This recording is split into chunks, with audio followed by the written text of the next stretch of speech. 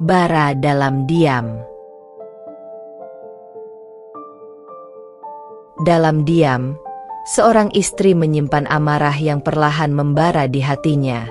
Suaminya, yang selalu sibuk dengan hobinya memancing bersama teman-teman, tak pernah peduli dengan kesepian yang melanda rumah mereka.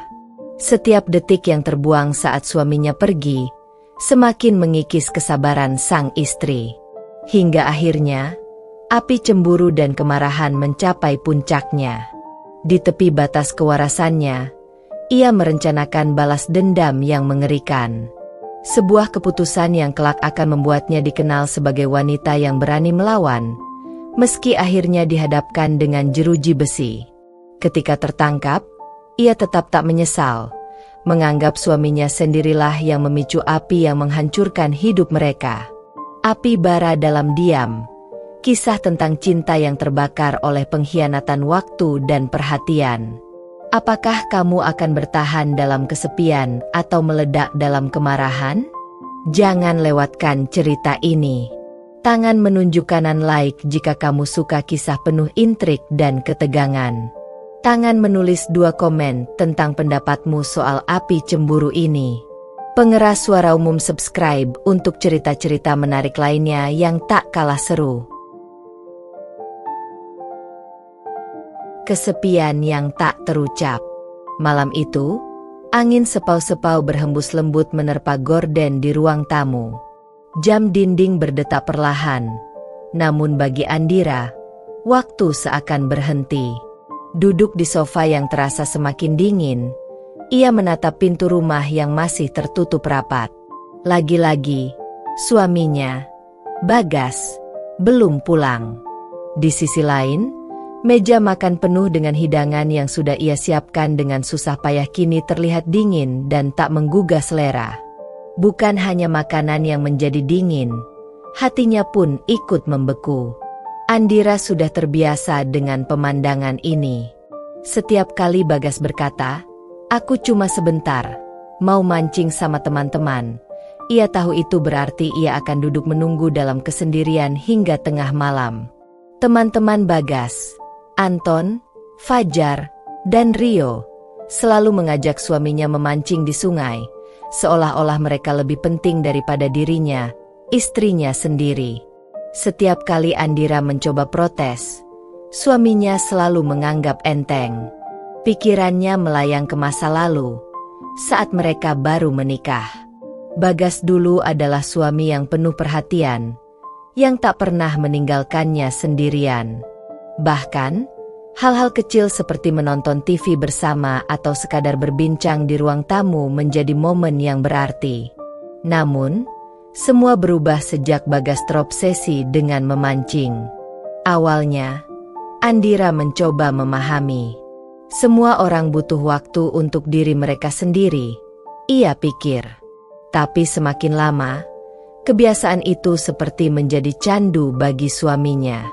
Dari yang awalnya hanya sebulan sekali, menjadi setiap akhir pekan, dan kini hampir setiap hari setelah pulang kerja. Andira meremas tangannya, mencoba menahan luapan emosinya. "Kenapa aku selalu menunggu?" gumamnya pelan, suaranya nyaris tak terdengar di tengah keheningan malam. Ia berjalan menuju kamar tidur, melewati jendela yang menghadap halaman rumah.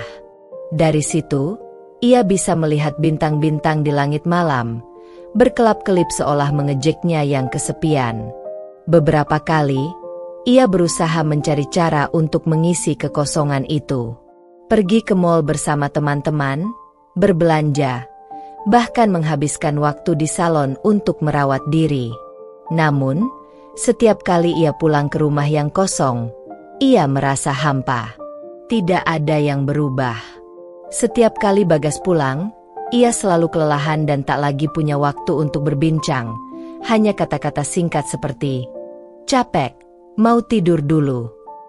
Suatu malam, setelah makan malam yang tak disentuh, Andira memutuskan untuk berbicara serius dengan Bagas. Saat itu, mereka sedang makan di sebuah restoran yang sering mereka kunjungi saat masih pacaran. Duduk di meja yang seharusnya penuh nostalgia, Andira merasa ada jarak yang tak terlihat antara mereka. "Bagas," ucap Andira memulai pembicaraan, menatap suaminya yang tampak sibuk memeriksa ponselnya. "Kapan terakhir kali kita benar-benar menghabiskan waktu bersama?" Bagas mengangkat wajahnya, menatap Andira dengan ekspresi datar. "Apa maksudmu? Bukankah kita sedang makan malam bersama sekarang?" Andira menggeleng. Perasaan frustrasi membuncah di dadanya. "Bukan seperti ini, Bagas. Aku merasa kita semakin jauh. Kamu lebih sering bersama teman-temanmu daripada denganku. Setiap kali kamu pergi mancing, aku sendirian di rumah, dan aku merasa kamu tidak peduli lagi." Bagas tertawa kecil, seolah menganggap masalah itu sepele. "Ayolah, Andira. Aku hanya memancing, bukan melakukan sesuatu yang buruk. Lagi pula, itu hanya hobi. Jangan terlalu dibesar-besarkan." Namun bagi Andira, ini bukan soal hobi. Ini soal perhatian dan waktu yang hilang. "Tapi Bagas, aku merasa diabaikan. Aku merasa kamu lebih memilih teman-temanmu dan mancing daripada menghabiskan waktu denganku." Bagas kembali melihat ponselnya, seakan percakapan itu tidak begitu penting baginya. "Kamu terlalu berlebihan, Andira. Kita kan masih bersama, bukan?" Saat itu, sesuatu dalam diri Andira mulai retak. Bagas tidak memahami perasaannya. Dan yang lebih menyakitkan lagi, ia tidak mau peduli. Hatinya yang dulu dipenuhi cinta dan kasih sayang, kini mulai dihantui oleh perasaan yang lebih gelap. Kekecewaan yang berubah menjadi amarah yang perlahan membara. Malam semakin larut, dan Andira terbaring di tempat tidur yang terasa dingin. Di sebelahnya, Bagas sudah tertidur lelap tanpa rasa bersalah, seolah-olah semua baik-baik saja. Andira menatap langit-langit kamar, mendengar suara detak jam dinding yang memekakkan telinga. Setiap detik terasa seperti pengingat betapa lama ia telah menunggu sesuatu yang mungkin takkan pernah kembali, perhatian dan kasih sayang suaminya. "Haruskah aku terus menunggu?" pikirnya dalam hati. Ia memejamkan mata, tapi bukan rasa damai yang ia rasakan. Api cemburu dan kemarahan mulai menyala dalam diam, tanpa disadari siapapun, termasuk dirinya sendiri. Bunga api pertama. Hari demi hari berlalu, tetapi kebiasaan Bagas tak juga berubah. Keterbatasan waktu yang mereka habiskan bersama membuat Andira semakin merasa terasing di dalam rumahnya sendiri. Setiap pagi, ia bangun dengan harapan bahwa suaminya akan menyadari perasaannya. Namun, setiap malam, ia tidur dengan kekecewaan yang lebih dalam. Suatu Sabtu sore, Bagas kembali keluar rumah dengan penuh semangat. Seperti biasa, ia mengenakan topi khas memancingnya, membawa alat pancing yang sudah siap di mobil, dan dengan ringan berkata, "Aku pergi dulu ya, Andira. Jangan tunggu lama, aku pasti pulang malam." Andira, yang sedang duduk di ruang tamu, hanya menatap kepergian Bagas tanpa berkata apa-apa.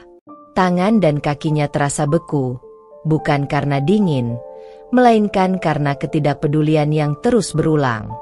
Ia tahu bahwa malam bagi Bagas bisa berarti tengah malam, atau bahkan lebih larut lagi. Tatapannya kosong, pikirannya melayang pada janji-janji lama yang Bagas pernah ucapkan. "Aku akan selalu ada buat kamu," katanya dulu. Sekarang, kata-kata itu terdengar seperti lelucon menyakitkan. Setelah Bagas pergi, Andira memutuskan untuk keluar dari rumah.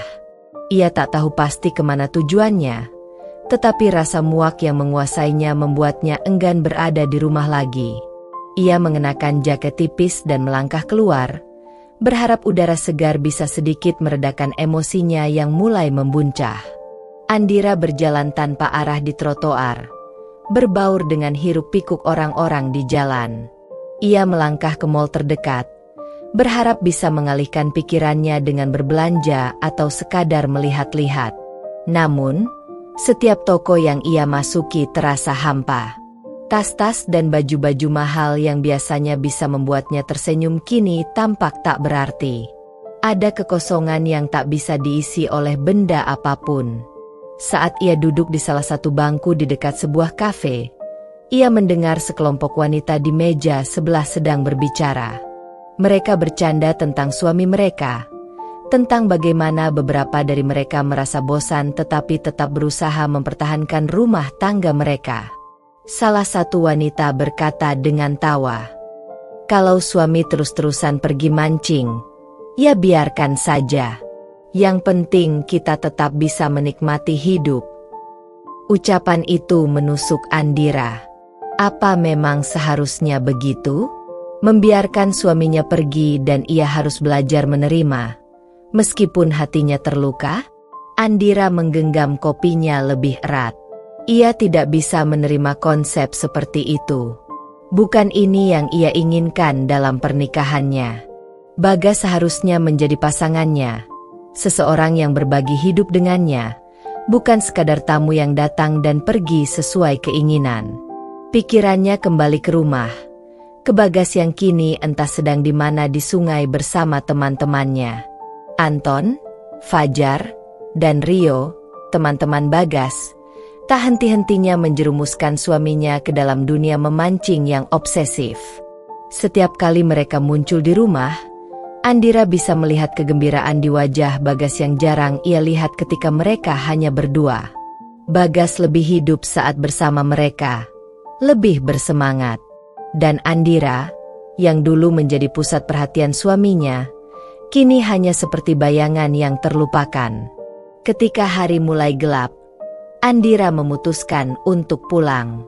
Di dalam mobil, pikirannya terus berkecamuk.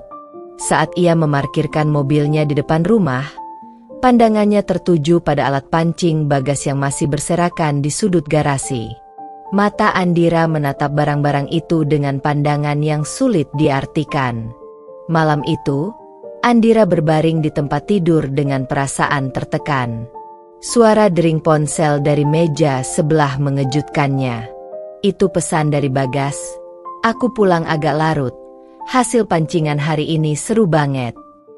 Senyum puas suaminya bisa tergambar jelas dalam pikirannya hanya dari kalimat singkat itu. Dan seketika, amarah yang ia tahan selama ini meledak. "Mancing, lagi-lagi mancing," gumam Andira. Suaranya rendah tapi penuh racun. Tangannya gemetar saat ia meletakkan kembali ponselnya ke atas meja. Sesuatu di dalam dirinya mulai berubah. Ada api kecil yang mulai menyala di hati, dan kali ini api itu tidak akan padam dengan mudah. Dengan langkah pelan namun pasti, Andira bangun dari tempat tidur. Ia berjalan ke dapur, membiarkan pikirannya berlarian liar. Tangannya dengan gesit meraih korek api yang biasa ia gunakan untuk menyalakan kompor. Saat ia memandang korek itu, sebuah rencana mulai terbentuk di benaknya. Sesuatu yang gelap, sesuatu yang tak pernah ia bayangkan sebelumnya. Tapi malam itu, rencana itu terasa sangat masuk akal. Bagas harus tahu bagaimana rasanya diabaikan, pikir Andira dengan tajam. Dia harus merasakan luka yang aku rasakan selama ini. Dan dengan bara api yang mulai berkobar di hatinya, Andira tahu bahwa malam ini akan menjadi malam yang panjang. Bara amarah yang membara. Malam semakin larut, namun bagi Andira, waktu seolah berputar semakin lambat. Detik demi detik terasa seperti siksaan yang tak kunjung usai. Bagas masih belum pulang, dan Andira sudah kehilangan hitungan berapa kali suaminya berjanji akan pulang lebih cepat, hanya untuk memecahkan janji itu lagi dan lagi. Hatinya sudah lama terbakar, tetapi kali ini, api itu terasa berbeda, lebih kuat, lebih panas, dan lebih berbahaya. Andira berdiri di jendela kamar, memandangi halaman rumah yang sepi. Langit malam terlihat begitu pekat, dengan sedikit bintang-bintang yang bersinar samar.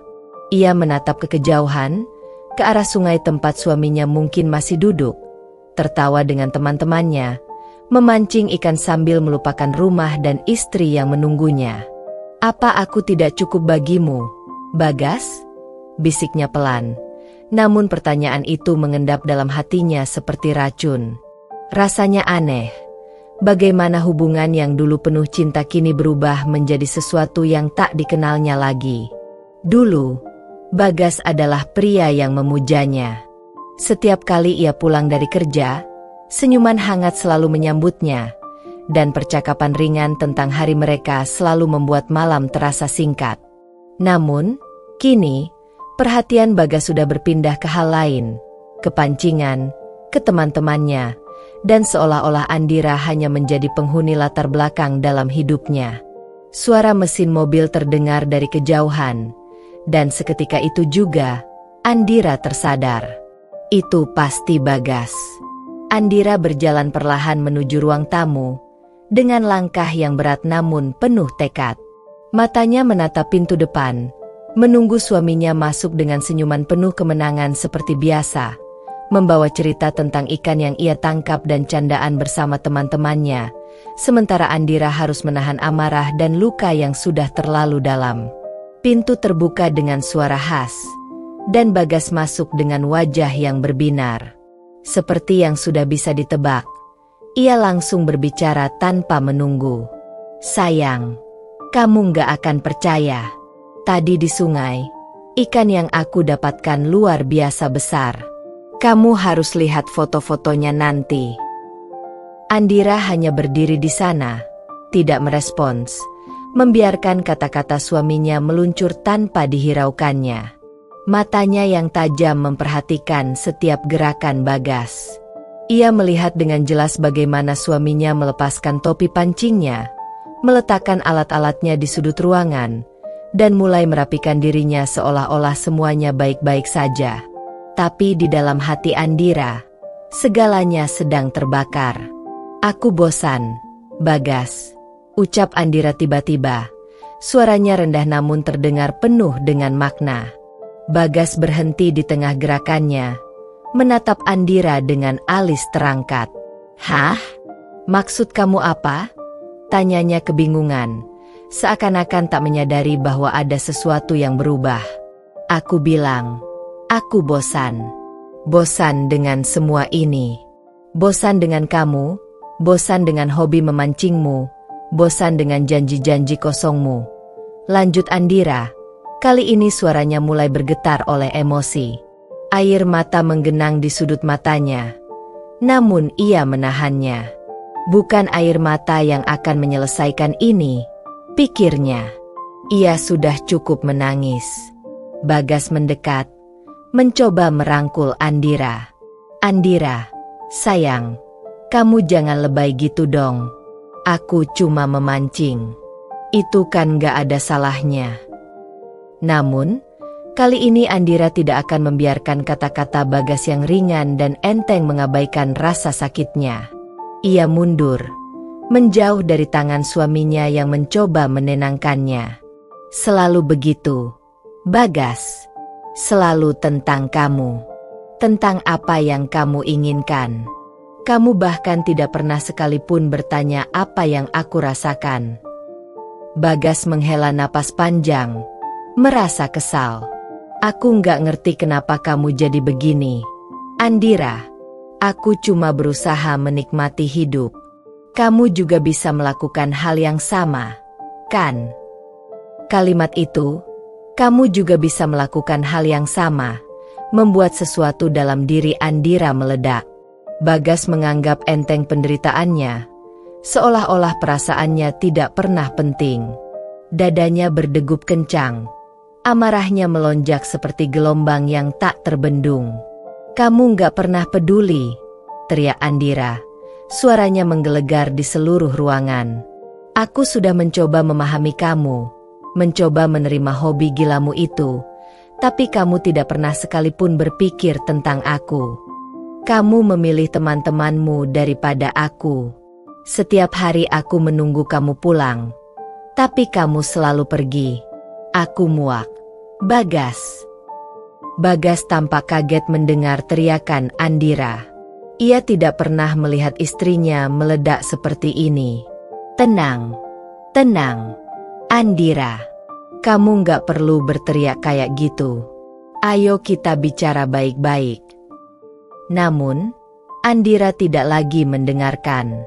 Kali ini, hatinya sudah benar-benar terbakar. Matanya menyipit, memandang Bagas dengan kebencian yang ia sendiri tak pernah bayangkan akan ia rasakan. Aku sudah cukup bicara, Bagas. Sekarang, waktunya kamu merasakan apa yang aku rasakan selama ini.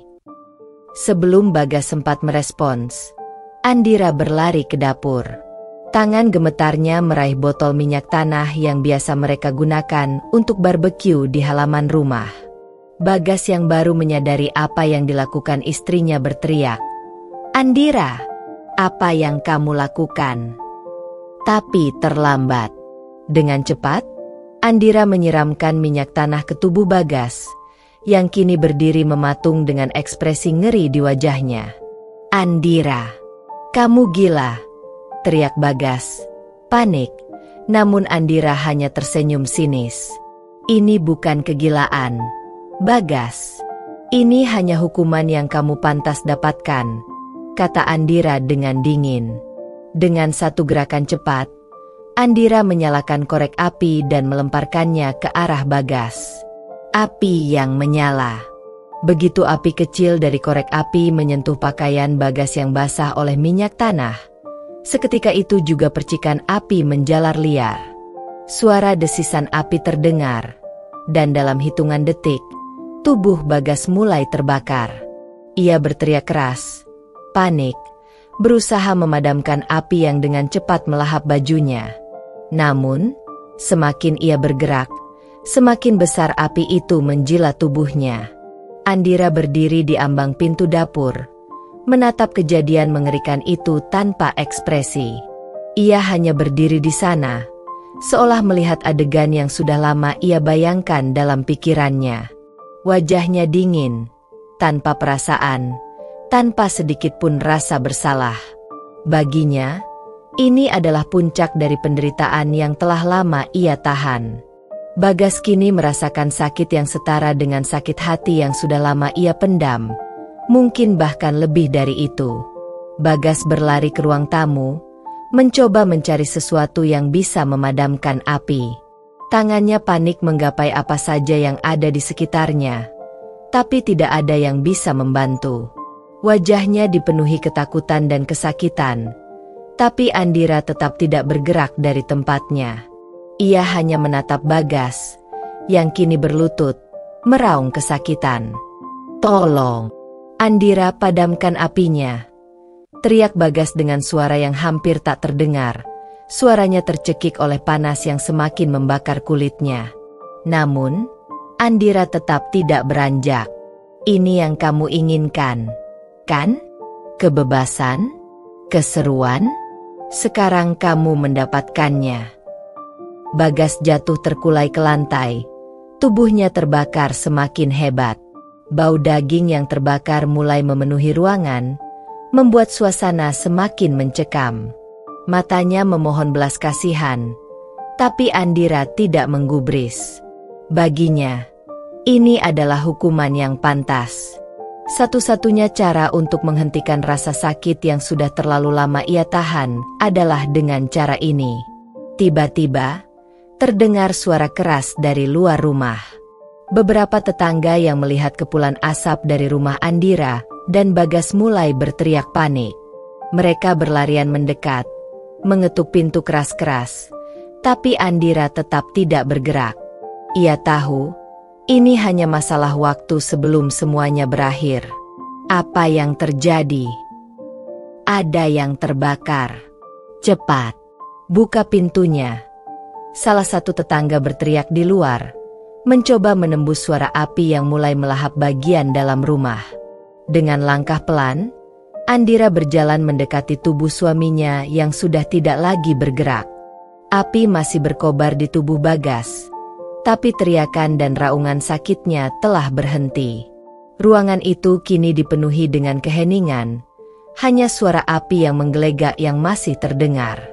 Andira menatap wajah Bagas yang nyaris tidak bisa dikenali lagi. Ia merasa aneh. Tidak ada rasa penyesalan, tidak ada rasa takut. Yang ada hanyalah ketenangan, seolah beban yang selama ini menghimpit dadanya perlahan-lahan terangkat. Namun, ketenangan itu hanya sesaat. Pintu depan rumah tiba-tiba didobrak oleh para tetangga yang panik. Beberapa orang segera berlari masuk, mencoba memadamkan api yang mulai menjalar ke furnitur dan tirai. "Bagas, Andira, apa yang terjadi?" teriak salah seorang dari mereka. Mata mereka terbelalak melihat pemandangan mengerikan di depan mereka. Bagas yang tergeletak terbakar, dan Andira yang berdiri tak jauh darinya dengan tatapan kosong. "Andira, kamu harus keluar dari sini. Api ini bisa menyebar." Salah satu tetangga berusaha menarik Andira keluar dari rumah, tapi dia tetap tak bergerak, seolah terjebak dalam dunianya sendiri. Tidak lama kemudian, suara sirene mobil pemadam kebakaran dan polisi mulai terdengar dari kejauhan. Andira masih berdiri diam, tanpa rasa takut, tanpa rasa bersalah. Ia tidak lagi memikirkan apa yang akan terjadi padanya selanjutnya. Baginya, momen ini adalah klimaks dari penderitaannya. Momen di mana dia akhirnya merasa bebas dari rantai kebohongan dan pengabaian suaminya. Saat para petugas pemadam kebakaran masuk dan mulai menyiramkan air ke ruangan, api perlahan mulai padam. Beberapa petugas polisi masuk setelahnya, segera memeriksa tubuh Bagas yang sudah tak bernyawa. Salah satu petugas mendekati Andira, yang masih berdiri di tempat yang sama, dan langsung memborgolnya. "Anda ditahan atas dugaan pembunuhan," ucap sang polisi dengan tegas. Andira tidak melawan. Ia hanya tersenyum tipis dan berbisik, "Aku tidak salah. Dia yang salah." Penghakiman terakhir. Malam yang gelap berubah menjadi penuh dengan sirene dan kerumunan. Mobil polisi memenuhi jalan di depan rumah Andira dan Bagas, sementara tetangga-tetangga berkumpul dengan wajah-wajah yang tercengang dan ketakutan. Mereka tidak pernah menyangka bahwa malam yang tenang ini akan berubah menjadi mimpi buruk yang begitu nyata. Andira duduk di dalam mobil polisi, tangannya diborgol, namun wajahnya tetap tenang. Wajah-wajah penasaran tetangga menatap ke arahnya dengan campuran horor dan keheranan. Mereka tidak pernah melihat Andira seperti ini sebelumnya. Perempuan yang dulu dikenal lembut, penyayang, dan penuh perhatian kini terlihat seperti orang asing yang tidak mereka kenal. Andira membalas tatapan mereka tanpa rasa bersalah, seolah apa yang terjadi adalah sesuatu yang wajar, seolah ini memang takdir yang harus terjadi. Di dalam kepalanya, semua terasa seperti badai yang baru saja berlalu. Ketika tubuh Bagas terbakar di depan matanya, Andira merasa semua rasa sakitnya, penghinaan, pengabaian yang ia alami, akhirnya terbakar habis. Tapi setelah semua berakhir, ia menyadari bahwa api itu tidak sepenuhnya memadamkan rasa kecewanya.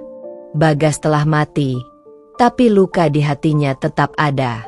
Namun, Andira tetap percaya bahwa ini adalah hukuman yang layak. Mobil polisi melaju dengan kecepatan sedang, membawa Andira menuju kantor polisi. Di sepanjang jalan, dia melihat lampu-lampu jalan yang redup, suasana kota yang senyap, dan ingatan-ingatan tentang masa-masa bahagianya dengan Bagas muncul di benaknya. Masa-masa saat mereka tertawa bersama, saat Bagas masih menatapnya dengan cinta. Tapi ingatan itu tidak membawa kesedihan, hanya nostalgia yang hampa. Sesampainya di kantor polisi, Andira dibawa masuk ke dalam sel penjara yang dingin dan sempit. Borgol di tangannya dilepas, tapi Andira tetap tidak bergerak, hanya menatap lantai di depannya. Di luar sel, beberapa petugas saling berbisik, mencoba memahami bagaimana seorang istri bisa melakukan tindakan kejam seperti itu kepada suaminya sendiri. Namun Andira tidak peduli. Baginya, pembalasan telah terjadi. Di pojok ruangan, seorang petugas wanita menghampirinya. Wajahnya tampak penuh simpati, tapi juga waspada. "Andira, kamu tahu apa yang kamu lakukan?" tanya sang petugas dengan lembut. "Kenapa kamu melakukannya?" Andira menoleh perlahan, menatap mata petugas itu. Dalam pandangannya tidak ada penyesalan, hanya kelelahan yang mendalam. "Aku hanya memberikan apa yang pantas untuknya," jawab Andira dengan suara datar, seolah-olah dia baru saja berbicara tentang hal kecil yang tak berarti. Petugas itu tertegun, tidak tahu harus berkata apa. "Tapi kamu bisa saja pergi dari situasi itu. Kamu bisa mencari jalan lain. Mengapa harus begini?" Andira menghela napas panjang, lalu menatap langit-langit sel yang kelabu. Karena dia tidak pernah mendengarkan. "Aku sudah mencoba bicara, sudah mencoba bertahan, tapi dia selalu memilih mereka. Teman-temannya, hobinya, semuanya kecuali aku. Aku tidak ada di matanya." Air mata mulai menggenang di mata Andira, tapi ia segera menahannya. Dia tidak ingin terlihat lemah di hadapan orang lain. "Aku tidak lagi penting untuknya. Setiap kali dia keluar untuk memancing, dia meninggalkanku sendirian, bukan hanya di rumah, tapi di dalam hatinya.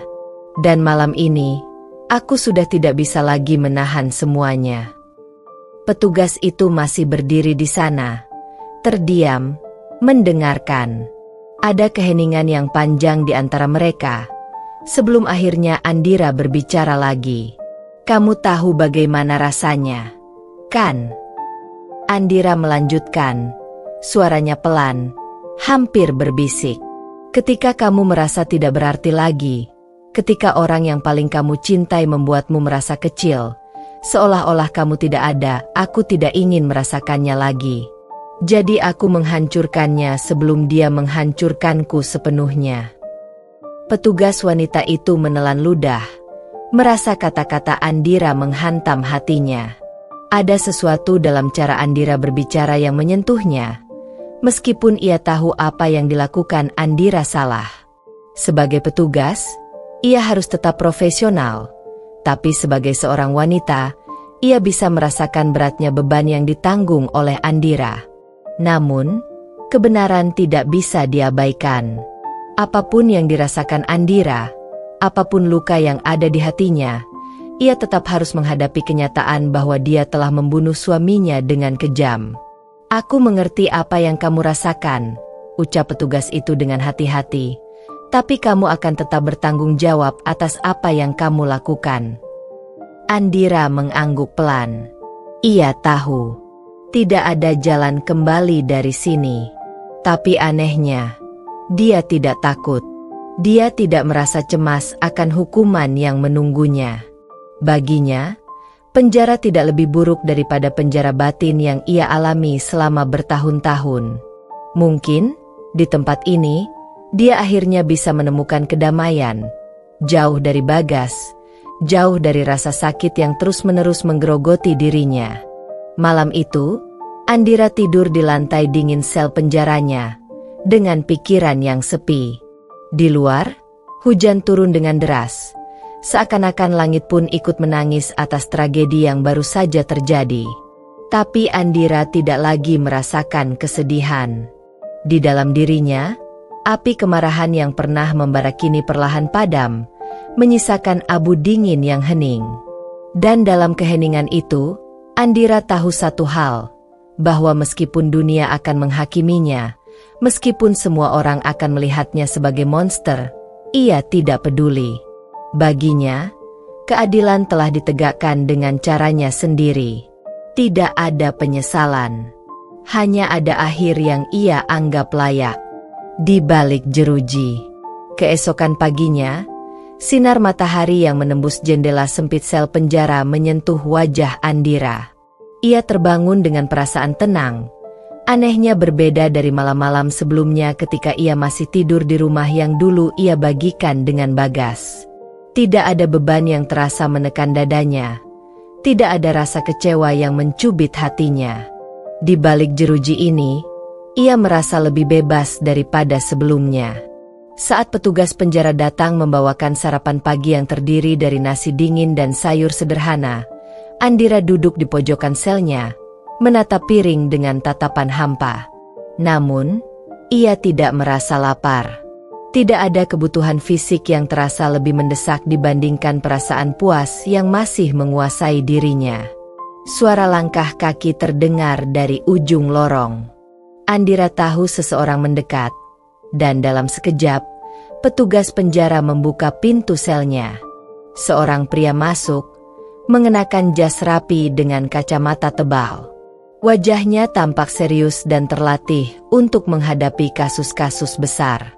Dialah pengacaranya, seorang pria yang dikirim untuk membantunya dalam menghadapi proses hukum yang sudah pasti akan berjalan panjang. Andira, panggil pria itu, suaranya tegas, tetapi tidak terlalu kaku. Saya Haris, pengacara yang akan mendampingi Anda dalam kasus ini. Andira mengangguk pelan, tanpa banyak reaksi. Ia tidak membutuhkan penjelasan panjang. Baginya, proses hukum ini hanyalah sebuah prosedur. Ia sudah tahu apa yang menantinya. Hukuman, peradilan, mungkin penjara seumur hidup. Tapi semua itu terasa hampa bagi Andira. Hukuman dunia luar tidak sebanding dengan hukuman yang selama ini ia rasakan dalam pernikahannya. Haris duduk di bangku kecil di luar sel, menatap Andira dengan seksama. Apa Anda ingin menceritakan kepada saya apa yang sebenarnya terjadi? Tanyanya dengan hati-hati. Saya di sini untuk membantu Anda, tapi saya butuh tahu semua detailnya. Andira terdiam beberapa saat, memikirkan apakah ia harus menceritakan segalanya. Ia tahu bahwa orang-orang di luar, termasuk Haris, akan sulit memahami apa yang ia rasakan selama ini. Bagas, di mata orang lain, mungkin hanyalah seorang suami biasa yang sibuk dengan hobinya. Tapi bagi Andira, Bagas adalah sumber dari semua penderitaan, rasa kesepian yang mendalam, dan luka yang tak pernah sembuh. Apa yang Anda harapkan dari kasus ini, Andira? Tanya Haris lagi, mencoba membuka percakapan. Andira menatapnya tajam, dengan mata yang tak berkedip. Saya tidak berharap apapun. Saya hanya ingin keadilan, dan saya sudah mendapatkannya. Haris terkejut mendengar pernyataan itu. Ia menghela napas, mencoba mencerna kalimat yang baru saja ia dengar. Keadilan yang Anda maksud dengan membunuh suami Anda? Andira menatapnya lurus. Dia sudah mati sebelum saya membakarnya. Haris, hatiku sudah mati lebih dulu, jauh sebelum malam itu. Dia membiarkanku membusuk dalam kesepian. Setiap kali dia pergi memancing, setiap kali dia lebih memilih teman-temannya daripada aku, sepotong dari hatiku hilang. Dan malam itu, aku hanya mengakhiri apa yang sudah lama dia mulai. Haris merasa berat mendengarkan kata-kata itu. Ini bukan sekadar pembunuhan biasa. Ada lebih banyak lapisan emosional yang menyelimuti kasus ini. Seorang istri yang tidak lagi dihargai, suami yang mengabaikan, dan ledakan emosi yang berujung pada tragedi. Ia tahu, kasus ini tidak akan mudah. Andira, ujar Haris hati-hati, hukum tidak bekerja berdasarkan perasaan atau emosi. Apa yang Anda lakukan, meskipun Anda merasa benar, tetap akan dilihat sebagai tindakan kriminal. Saya di sini untuk membela Anda, tapi saya perlu tahu apakah ada hal lain yang bisa meringankan hukuman Anda. Andira tertawa kecil, bukan karena lucu, tapi karena ironis. Meredakan hukuman? Haris, apa yang lebih berat dari hukuman hidup bersamanya selama ini? Tidak ada yang lebih buruk dari itu. Bahkan penjara sekalipun. Haris terdiam, tertegun mendengar pernyataan Andira yang begitu dingin. Ia tahu bahwa pengadilan akan sangat sulit menerima alasan seperti ini. Tetapi, di balik sikap dingin Andira, ia bisa melihat seorang perempuan yang telah kehilangan segalanya. Cinta, martabat, harapan. Kasus ini lebih dari sekadar pembunuhan. Ini adalah kisah dari sebuah jiwa yang terluka begitu dalam, hingga tidak bisa lagi membedakan antara keadilan dan kehancuran. Kita harus mempersiapkan sidang sebaik mungkin, kata Haris, mencoba untuk tetap rasional. Ada kemungkinan Anda bisa mendapatkan hukuman yang lebih ringan jika kita bisa membuktikan adanya faktor emosional yang mempengaruhi tindakan Anda. Andira menggeleng. Aku tidak peduli dengan sidang. Haris, apapun yang terjadi, aku tidak merasa bersalah. Aku tidak akan minta maaf, karena dia yang salah. Haris menghela napas panjang lagi. Ini adalah kasus yang sulit, baik di mata hukum maupun di mata kemanusiaan. Andira tidak lagi mencari pembelaan. Dia hanya ingin pengakuan atas rasa sakit yang dia alami. Tetapi dunia tidak bekerja seperti itu. Baiklah, kita akan membicarakan ini lebih lanjut nanti, ujar Haris sambil bangkit dari tempat duduknya. Saya akan kembali untuk mempersiapkan beberapa hal sebelum sidang pertama. Jika ada hal lain yang ingin Anda sampaikan, Anda bisa memberitahu saya. Setelah Haris pergi, Andira kembali duduk di sudut selnya. Langit di luar terlihat cerah. Burung-burung berkicau di kejauhan. Anehnya, di dalam sel yang sempit dan pengap ini, Andira merasa lebih hidup daripada ketika ia masih berada di rumah besar dengan Bagas. Ia tidak lagi merasa terpenjara oleh pernikahannya yang hampa. Namun, di dalam pikirannya, ada sesuatu yang perlahan mengusik. Sebuah pikiran tentang kehidupan yang telah hilang, tentang kebebasan yang dia raih melalui cara yang begitu brutal. Meskipun dia terus meyakinkan dirinya sendiri bahwa semua yang terjadi adalah pantas, ada bagian kecil dari dirinya yang meragukan, apakah kebebasan ini benar-benar sebanding dengan kehancuran yang ia timbulkan. Di malam itu, Andira terbaring di lantai sel yang dingin. Ia menatap langit-langit yang kusam, mencoba mencari kedamaian di tengah kekacauan hatinya. Apakah ini benar-benar akhir dari penderitaannya? Ataukah hanya awal dari penebusan panjang yang belum selesai?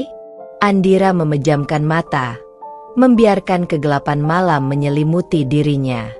Dalam keheningan penjara, ia merasa bahwa meskipun Bagas sudah tiada, bayangannya akan tetap hidup di dalam hatinya, menjadi hantu yang terus mengingatkannya pada keputusan yang ia buat, keputusan yang tidak bisa ia tarik kembali. Babak baru dalam hidupnya baru saja dimulai, dan di balik jeruji ini, Andira tahu bahwa kebebasan yang ia cari mungkin tidak pernah sepenuhnya ia miliki. Bayang-bayang masa lalu. Waktu berjalan dengan lambat di balik jeruji penjara. Andira mulai merasakan detik demi detik yang terasa bagai tahun-tahun yang tak kunjung berakhir. Namun, setiap kali ia terbangun di selnya, perasaan tenang itu tetap ada. Ia tidak merasa menyesal. Baginya, semua sudah berjalan sesuai dengan apa yang ia inginkan. Bagas telah menerima hukumannya, dan dirinya telah bebas dari belenggu yang dulu mengurungnya. Tetapi, seiring berjalannya waktu, ada sesuatu yang mulai berubah di dalam dirinya. Meskipun setiap hari Andira tetap bersikap kuat dan tak terpengaruh, ada momen-momen kecil yang membuat pikirannya goyah. Bayangan masa lalu, suara tawa Bagas, dan kenangan-kenangan saat mereka pertama kali bertemu mulai kembali menghantuinya di malam-malam sepi itu. Suatu malam, ketika penjara sudah sunyi, Andira terbangun dari tidurnya karena suara bisikan. Di sekelilingnya gelap, hanya ada cahaya redup dari lampu lorong yang jauh di luar selnya. Ia mendengar suara yang dulu begitu familiar, suara yang pernah membuat hatinya bergetar. Suara Bagas. Andira. Suara itu berbisik lembut, seperti angin yang mengalun di tengah malam. Andira tertegun. duduk dengan napas yang mulai terengah. Jantungnya berdetak kencang, berusaha mencari sumber suara itu. Namun, tidak ada siapapun di sana. Selnya kosong, hanya ada dirinya dan bayangan masa lalu yang seolah menghidupkan kembali kenangan bersama suaminya. Suara itu terdengar lagi, kali ini lebih jelas. "Kenapa kamu lakukan ini?" Andira berdiri, merapatkan dirinya ke dinding, mencoba mengabaikan suara yang terus memanggilnya. Tapi suara itu semakin keras, mengisi kepalanya dengan kata-kata yang tidak ia inginkan. Suara Bagas yang terdengar kecewa, seperti sedang menuntut jawaban atas apa yang terjadi. "Kenapa kamu membakarku? Aku hanya ingin menikmati hidupku." Suara itu kembali berbisik. Andira menutup telinganya, menggeleng keras. "Kamu yang salah, Bagas. Kamu yang membuatku seperti ini." Teriaknya dengan keras. Suaranya menggema di dalam sel. Suara Bagas semakin dekat, seolah berada tepat di belakangnya. "Aku mencintaimu dulu, Andira. Tapi kamu berubah, semuanya berubah." Ia merasakan sensasi dingin di tengkuknya, seolah kehadiran Bagas begitu nyata di sana. Tubuh Andira bergetar, keringat dingin mengalir di pelipisnya. "Tidak, kamu yang berubah. Kamu yang selalu pergi, mengabaikan aku." Suara itu hilang seketika, meninggalkan keheningan yang mencekam. Andira jatuh terduduk di lantai, tubuhnya lemah dan pikirannya dipenuhi bayangan masa lalu yang tak bisa ia kendalikan. Ia mengira setelah membunuh Bagas, semuanya akan berakhir. Namun ternyata, hantu dari hubungan mereka masih mengikutinya. Bukan Bagas yang ia bunuh, melainkan kenangan mereka yang masih hidup di dalam dirinya. Beberapa hari kemudian, seorang psikolog penjara datang untuk berbicara dengan Andira. Ia adalah seorang wanita tua dengan senyum ramah, mencoba membuka komunikasi dengan tenang. Namun, Andira masih enggan untuk berbicara tentang apa yang ia alami. "Kamu tahu, Andira," ujar psikolog itu dengan lembut, "apa yang terjadi di luar sana tidak hanya melukai Bagas, tapi juga dirimu sendiri. Kamu mungkin merasa bebas sekarang, tapi ingatan dan perasaan itu akan terus hidup di dalam dirimu. Bagaimanapun kamu mencoba melarikan diri, kamu akan tetap terikat dengan apa yang sudah kamu lakukan." Andira menggeleng, tidak ingin mendengar lebih banyak. "Aku tidak peduli. Bagas pantas mendapatkannya. Dia menghancurkan hidupku lebih dulu." Psikolog itu menatapnya penuh pengertian. "Mungkin benar, mungkin dia bersalah. Tapi apakah kamu yakin kamu sudah benar-benar bebas? Apakah kamu merasa lega dengan semua ini?" Andira terdiam. Ada sesuatu dalam kata-kata itu yang menusuk hatinya, meskipun ia berusaha untuk mengabaikannya. Ia tidak ingin mengakui bahwa meskipun Bagas sudah tiada, rasa sakit itu masih ada, menempel erat dalam setiap detik kehidupannya. Malam demi malam, suara-suara itu kembali menghantui Andira. Setiap kali ia mencoba tidur, suara Bagas selalu kembali, memanggilnya dengan lembut, seolah-olah mengingatkannya pada kehidupan yang pernah mereka jalani bersama. Ia mulai merasakan ketakutan yang mendalam, bukan takut akan hukuman yang ia terima, tetapi takut akan bayangan masa lalu yang terus hidup di dalam dirinya. Andira tidak bisa melarikan diri. Penjara ini tidak hanya fisik, tetapi juga mental. Setiap jeruji yang ada di sekelilingnya adalah representasi dari setiap luka dan kenangan yang pernah ia alami bersama Bagas. Kini, ia sadar bahwa kebebasan yang ia cari mungkin tidak akan pernah benar-benar ia temukan, karena masa lalu selalu membayanginya, menunggu saat untuk kembali menghantui. Dalam keheningan malam itu, Andira terbaring di atas lantai dingin selnya, menatap kosong ke langit-langit. Dia tidak menangis, tapi dalam hatinya ada rasa perih yang perlahan merasuk, menyadarkannya bahwa tidak ada pembebasan sejati dari cinta yang telah berubah menjadi kebencian. Dan bahkan dalam kematian, Bagas masih menghantuinya, lebih kuat dari sebelumnya. Bab ini tidak hanya tentang hukuman fisik yang harus dihadapi Andira, tetapi juga tentang hukuman emosional yang lebih berat. Perlahan, ia mulai menyadari bahwa pembebasan yang ia cari mungkin tidak ada, dan bahwa kebencian yang ia rasakan kepada Bagas hanya akan semakin mengekangnya, seperti rantai tak terlihat yang terus membelit jiwa dan pikirannya. Kebebasan yang tertunda. Seminggu telah berlalu sejak Andira mulai dihantui oleh bayangan masa lalu. Ia kini semakin sering terbangun di malam hari, terguncang oleh mimpi-mimpi yang menyayat batin. Suara Bagas, tawa sinis teman-teman mancingnya, dan bayangan api yang menghanguskan hidup mereka terus menghantui. Namun, meskipun hatinya mulai goyah, Andira tetap teguh pada pendiriannya, bahwa Bagaslah yang menyebabkan semua ini terjadi. Dia yang bersalah, dan ia tidak akan pernah merasa bersalah atas apa yang telah dilakukannya. Suatu sore, seorang teman lama Andira, Lila, datang mengunjunginya di penjara. Lila, sahabat yang pernah sangat dekat dengannya sebelum kehidupannya berubah menjadi neraka, datang dengan wajah yang penuh rasa simpati.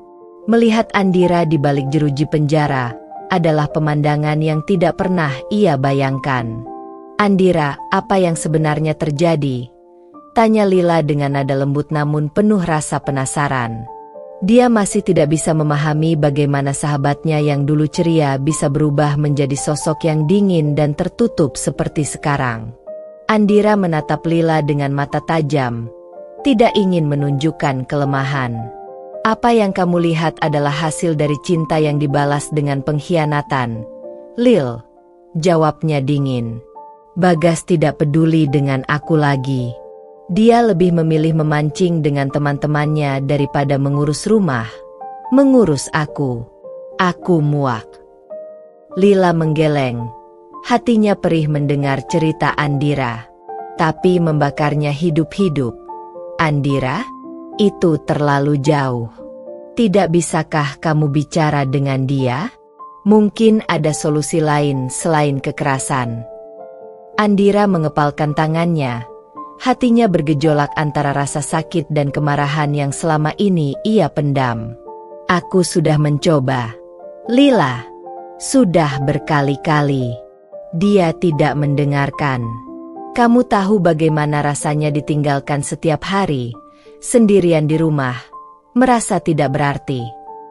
Lila terdiam sejenak, mencoba memahami kedalaman emosi yang dirasakan Andira. Namun, ia tahu bahwa ada sesuatu yang lebih besar dari sekadar rasa kesepian atau pengkhianatan. "Dan sekarang, kamu merasa lebih baik setelah semua ini?" Andira memalingkan wajahnya. Ia tidak ingin membahas perasaan yang mulai muncul di hatinya. Perasaan bersalah yang ia coba tekan. Perasaan bahwa mungkin ada cara lain untuk mengatasi masalah mereka. Namun, setiap kali ia mendekati pemikiran itu, bayangan Bagas yang mengabaikannya terus membuatnya bertahan pada keyakinan bahwa ia benar. "Kamu tidak akan mengerti, Lila," Andira menjawab akhirnya. "Kamu tidak berada di posisiku. Setiap malam aku tidur sendirian. Setiap kali aku mencoba bicara, dia selalu sibuk dengan hobinya. Teman-temannya lebih penting dari aku." Lila menunduk, lalu berkata dengan lembut, "Aku mengerti bagaimana rasanya dikhianati. Tapi Andira, kamu sudah membakar semuanya. Tidak hanya hidup Bagas, tapi juga masa depanmu sendiri." Andira menatap Lila, terdiam sejenak. Kata-kata Lila menusuk hatinya lebih dalam dari yang ia duga. Apakah ia benar-benar telah menghancurkan semuanya? Apakah dengan tindakannya, ia telah menutup semua pintu menuju kebahagiaan yang pernah ia impikan? Namun, sebelum Andira bisa menjawab, tiba-tiba suara langkah kaki terdengar mendekat. Seorang petugas penjara muncul di balik jeruji, memberitahu Lila bahwa waktu kunjungannya telah habis. Lila berdiri, menyentuh tangan Andira dari balik jeruji dengan lembut.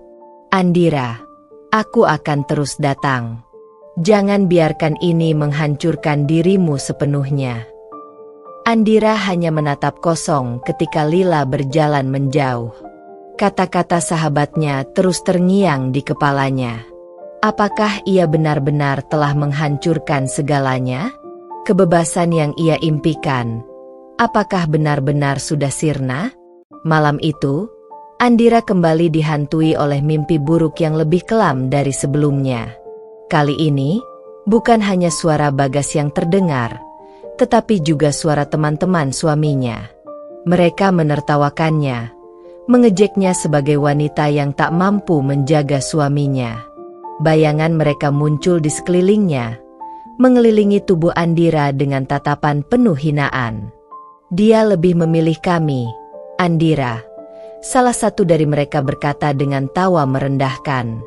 Karena kamu tidak pernah bisa memuaskannya. Andira menjerit dalam mimpinya. Merasa tubuhnya dilingkupi oleh kegelapan yang tak tertahankan. Dalam sekejap, api muncul di sekelilingnya, membakar tubuhnya seperti bagaimana ia membakar Bagas.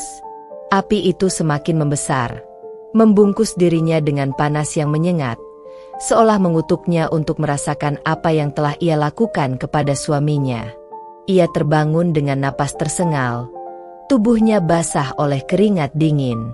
Pikirannya kacau, dadanya sesak oleh perasaan yang campur aduk antara penyesalan dan kemarahan. Di saat seperti itu, Andira mulai merasakan bahwa mungkin, hanya mungkin, ia tidak benar-benar bebas. Meski Bagas telah pergi dari dunia ini, ia masih terperangkap dalam penjara emosional yang ia ciptakan sendiri. Setiap dinding di sekitarnya adalah cermin dari luka yang ia coba tutupi dengan kebencian dan dendam. Setiap jeruji adalah pengingat bahwa meskipun ia telah menghancurkan suaminya, ia masih terikat pada rasa sakit itu. Dengan pandangan kosong, Andira menyadari satu hal yang tak pernah ia akui. Bagas mungkin sudah mati, tapi ia sendiri belum benar-benar hidup kembali. Kebebasan yang ia dambakan masih jauh dari genggamannya, dan masa lalunya akan terus menghantui setiap langkah yang ia ambil. Dan kini, Andira terjebak dalam lingkaran penyesalan yang tak pernah ia duga. Api yang tak padam. Pagi itu, Andira bangun dengan rasa lelah yang tak biasa. Bukan hanya tubuhnya yang terasa berat, tetapi juga pikirannya. Mimpi buruk semalam masih terasa nyata. Api yang membakar dirinya, tawa sinis teman-teman Bagas, serta bayangan suaminya yang terus menghantuinya. Semua itu membuat Andira semakin sulit membedakan antara kenyataan dan mimpi. Setiap hari di penjara terasa seperti pengulangan, seperti siklus yang tidak pernah berakhir. Hari ini pun, tak ada yang berbeda.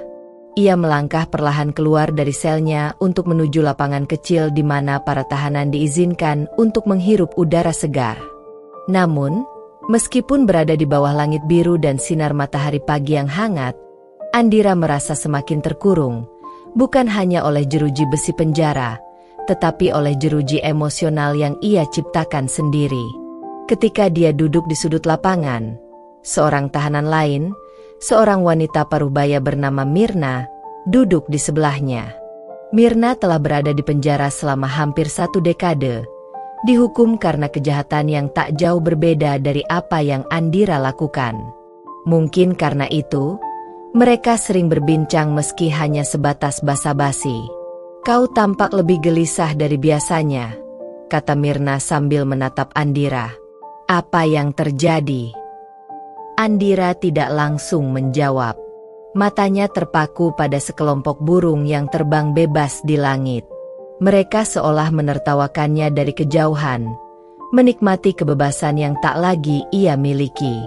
Aku hanya semakin tidak yakin, jawab Andira akhirnya dengan suara pelan. Aku merasa seperti terjebak. Mirna, aku merasa seperti api ini tidak akan pernah padam.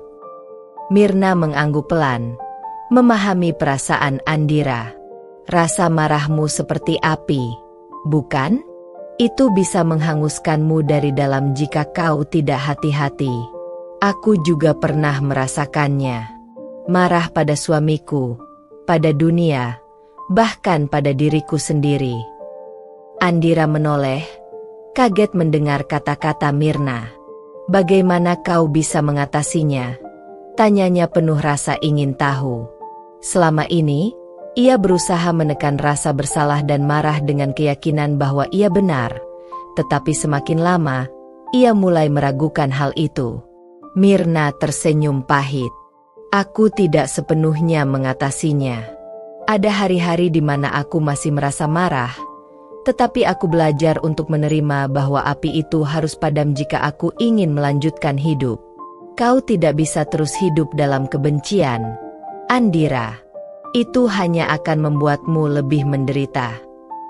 Andira terdiam mendengar perkataan Mirna. Ia tahu, jauh di dalam dirinya, ada kebenaran dalam kata-kata itu. Tetapi ia tidak siap mengakui bahwa apa yang telah ia lakukan kepada Bagas adalah kesalahan. Ia telah menghabiskan bertahun-tahun dalam kebencian. Dan sekarang, apakah ia harus mengakui bahwa semuanya sia-sia? Tapi bagaimana jika aku melepaskannya? Gumam Andira dengan suara pelan, hampir seperti berbicara kepada dirinya sendiri. Bagaimana jika aku memaafkannya, tapi tetap tidak ada yang berubah? Mirna menatapnya dengan mata yang penuh simpati. Memaafkan bukan tentang mengubah masa lalu. Itu tentang membebaskan diri dari cengkraman masa lalu. Kau tidak bisa mengubah apa yang sudah terjadi, Andira, tapi kau bisa memutuskan bagaimana kau akan melangkah ke depan. Andira mendengar kata-kata itu, namun di hatinya masih ada kekosongan yang tak bisa ia isi. Memaafkan Bagas? Setelah semua yang ia lalui? Setelah pengabaian dan rasa sakit yang terus ia alami? Itu terdengar seperti tugas yang mustahil. Namun, di sisi lain, Mirna benar. Api kebencian yang membara dalam dirinya hanya membakar dirinya sendiri, bukan orang lain. Malam hari, Andira kembali ke selnya dengan pikiran yang penuh. Kata-kata Mirna terus terngiang di kepalanya. Apakah dia benar-benar siap untuk melepaskan? Ataukah rasa marah dan kebencian itu terlalu kuat untuk dihilangkan? Saat berbaring di ranjang keras penjara, Andira teringat kembali saat-saat terakhir bersama Bagas. Dia ingat malam-malam ketika Bagas pulang larut, dengan bau amis ikan menempel di tubuhnya. Ia ingat betapa dinginnya pelukan Bagas setiap kali ia mencoba mendekatinya. Namun, di sela-sela semua kenangan buruk itu, ada kenangan yang manis. Saat-saat ketika Bagas masih mencintainya, saat mereka tertawa bersama, dan saat dunia terasa lebih hangat. Andira menutup matanya, mencoba menghilangkan perasaan yang campur aduk itu. Tapi, sekeras apapun ia mencoba, perasaan itu tetap datang, mengalir seperti air di sungai yang tak bisa dihentikan. Di tengah malam yang sunyi, tiba-tiba suara Bagas terngiang di kepalanya. Aku selalu mencintaimu, Andira. Hanya saja, aku tidak pernah tahu bagaimana menunjukkannya lagi. Kata-kata itu menusuk hatinya seperti pisau. Apakah Bagas benar-benar mencintainya? Apakah dia terlalu keras kepala untuk melihat cinta yang masih ada, meskipun tersembunyi di balik tembok hobi yang mengganggu hubungan mereka? Andira berbalik di ranjangnya. Matanya kini terbuka lebar menatap langit-langit penjara. Hatinya masih diliputi oleh api yang sama, tetapi kali ini, api itu mulai memudar, digantikan oleh rasa sakit yang lebih dalam, penyesalan. Dalam keheningan malam itu, Andira menyadari sesuatu yang mengubah segalanya. Mungkin, kebebasan yang ia cari tidak akan pernah datang dari menghancurkan orang lain, tetapi dari memaafkan dirinya sendiri. Namun, meski kesadaran itu hadir, Andira belum siap untuk sepenuhnya merangkulnya. Kebebasan itu masih terasa jauh, seperti bintang di langit malam yang terlihat jelas tetapi tak dapat digapai. Danira memejamkan mata, mencoba mencari kedamaian dalam kekacauan pikirannya. Tapi di tengah semuanya, dia tahu bahwa perang batin ini belum selesai. Akhir dari segalanya. Hari persidangan Andira akhirnya tiba. Pengadilan penuh sesak oleh orang-orang yang ingin menyaksikan bagaimana kisah tragis itu akan berakhir. Media juga tidak ketinggalan, menyorot kasus ini sebagai berita besar, dan spekulasi tentang motif serta tindakan Andira tersebar luas. Di kursi terdakwa, Andira duduk dengan wajah yang tenang, tetapi di balik ketenangan itu, pikirannya berkecamuk dengan berbagai emosi. Hakim memulai persidangan, dan saksi-saksi mulai dipanggil satu persatu. Teman-teman Bagas hadir untuk memberikan kesaksian tentang bagaimana Bagas selalu bersemangat saat memancing. Mereka menggambarkan Bagas sebagai pria yang ceria, tetapi ironisnya, itu semakin menunjukkan betapa ia mengabaikan istrinya. Andira tidak menunjukkan reaksi. Ia duduk diam, mendengarkan setiap kata, seolah-olah itu bukan tentang hidupnya. Baginya, masa-masa itu sudah menjadi masa lalu yang tidak lagi memiliki kendali atasnya. Apakah itu benar atau hanya bentuk penyangkalan? Ia sendiri tidak tahu. Ketika giliran Andira untuk berbicara, pengacaranya bangkit dan mulai membeberkan kisah dari sudut pandang Andira. Mereka menguraikan bagaimana kehidupan rumah tangga Andira mulai retak akibat Bagas yang terlalu sibuk dengan hobinya. Bagaimana setiap hari terasa seperti semakin jauh dari cinta yang pernah ada di antara mereka. Mereka menggambarkan Andira sebagai korban dari ketidakpedulian suaminya. Dan puncak dari semua itu adalah malam yang berujung pada tragedi tersebut. Namun, saat Andira dipersilakan berbicara, ia memilih untuk tetap diam sejenak, menatap kosong ke arah lantai sebelum akhirnya mengangkat wajahnya, memandang hakim dengan tatapan yang tak tergoyahkan. "Saya mencintai Bagas," kata Andira dengan suara yang tegas namun tenang, membuat suasana ruang sidang sejenak hening. "Saya mencintainya dengan segala cara yang saya tahu. Tapi ketika cinta itu berubah menjadi luka yang dalam, saya tidak bisa lagi mengenali diri saya sendiri. Saya bukan hanya kehilangan dia, tapi saya kehilangan diri saya sendiri." Semua orang di ruangan mendengarkan dengan seksama. Bahkan beberapa mulai merasa simpati meski mereka tahu apa yang Andira lakukan. "Saya tahu tindakan saya tidak dapat dibenarkan," lanjutnya. "Tetapi di saat itu, saya merasa seperti saya sudah mati dari dalam. Dan di titik itu, api adalah satu-satunya hal yang tersisa di diri saya." Hakim menghela napas panjang sebelum berbicara. "Saudari Andira, tindakan Anda adalah tindakan yang sangat keji. Membakar suami Anda hidup-hidup adalah sesuatu yang tidak bisa dianggap sebagai akibat dari sekadar emosi yang meluap. Apakah ada sesuatu yang ingin Anda katakan sebelum kami menjatuhkan putusan?" Andira menatap hakim, kemudian menatap penonton di belakangnya, di mana teman-teman Bagas dan keluarga mereka duduk. Mereka semua memandangnya dengan kebencian, bahkan beberapa menatap dengan air mata. Ia menghela napas panjang sebelum berbicara lagi.